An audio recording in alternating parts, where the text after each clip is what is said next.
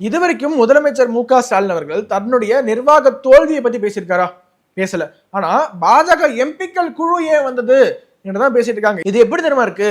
கரூர்ல ஏன் கூட்ட நெரிசல்ல சிக்கி உயிரிழந்தாங்க, இது அரசாங்கத்தினுடைய தோல்வி என்று சொன்னவர்கள் எல்லாம் அரசாங்கத்துக்கு எதிராக வதந்தியை பரப்பிட்டாங்க, அவதூறை பரப்பிட்டாங்க, நற்பெயருக்கு களங்கம் விளைவிச்சிட்டாங்க, பொது அமைதிக்கு குந்தகம் விளைவிச்சிட்டாங்க. இந்த மாதிரிலாம் அடுக்குமொழி வசனமா சொல்லி நிறைய யூடியூபர்ஸ், சோஷியல் மீடியா இன்ஃப்ளூயன்சர்ஸ், ட்விட்டர்ல ட்வீட் போட்டவன், ஃபேஸ்புக்ல போஸ்ட் போட்டவெல்லாம் கைது பண்ணாங்கல்ல. அப்படிதான் ஒவ்வொரு முறையும் தன்னுடைய நிர்வாக தோல்வியை மறைப்பதற்காக மறைமுகமாக வேற ஏதாவது ஒரு திசை திருப்பு நாடகத்தை செய்து கொண்டிருக்கு திமுக அரசு.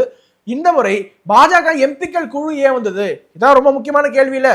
நாட்டுல எவ்வளவு பிரச்சனை போயிட்டு இருக்கு, பாஜக எம்பிக்கள் குழு ஏன் வந்தது மட்டும் தான் இந்த பிரச்சனை. நாட்டுல எவ்வளவு பிரச்சனை போயிட்டு இருக்கு, கரூர்ல இன்னும் சிறப்பாக அந்த கூட்டத்தை அரசாங்கம் கையாண்டிருக்கலாம் என்று நிறைய பேர் குற்றம் சாட்டிட்டு இருக்கும் நிலையில பாஜக எம்பிக்கள் குழுவை பத்தி பேசப்பட்டார் முதலமைச்சர் மு.க. ஸ்டாலின் அவர்கள். இதற்கு தான் நயினார் நாகேந்திரன் என்ன ரிப்ளை போட்டிருக்காரு பாருங்க. திமுகவின் திறனற்ற நிர்வாகத்தால் நேர்ந்த தவறை மறைக்க மத்திய அரசின் மீது வீண் பழி போட்டு திசை திருப்ப பார்க்கும் முதலமைச்சர் திரு மு.க. ஸ்டாலின் அவர்களே என்று தன்னுடைய ட்வீட் ஆரம்பிக்கிறாரு.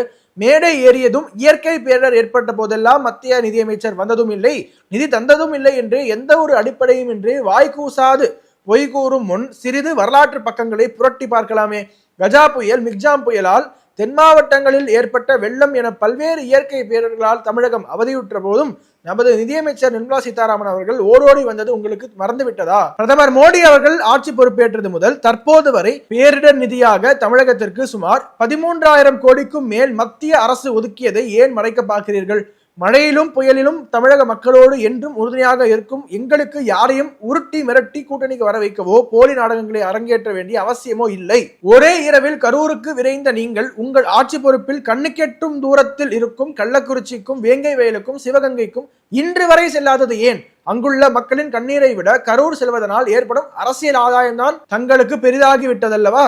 ஓட்டுக்காக கரூரில் போட்டோ ஷூட் நாடகமாடும் திமுகவினருக்கு கரூரில் மக்கள் துயரை போக்க விரைந்த மத்திய அரசை குறை கூற எந்த தகுதியும் இல்லை. எவ்வளவு போலி குற்றச்சாட்டுகளை அடுக்கினாலும் முன்னேற்பாடுகளும் முறையான திட்டமிடலும் இல்லாமல் கரூரில் 41 அப்பாவி உயிர்களை பலியிட்டதால் நேர்ந்த இரத்தக்கரை திமுக அரசின் கைகளில் இருந்து என்றும் அகலாது.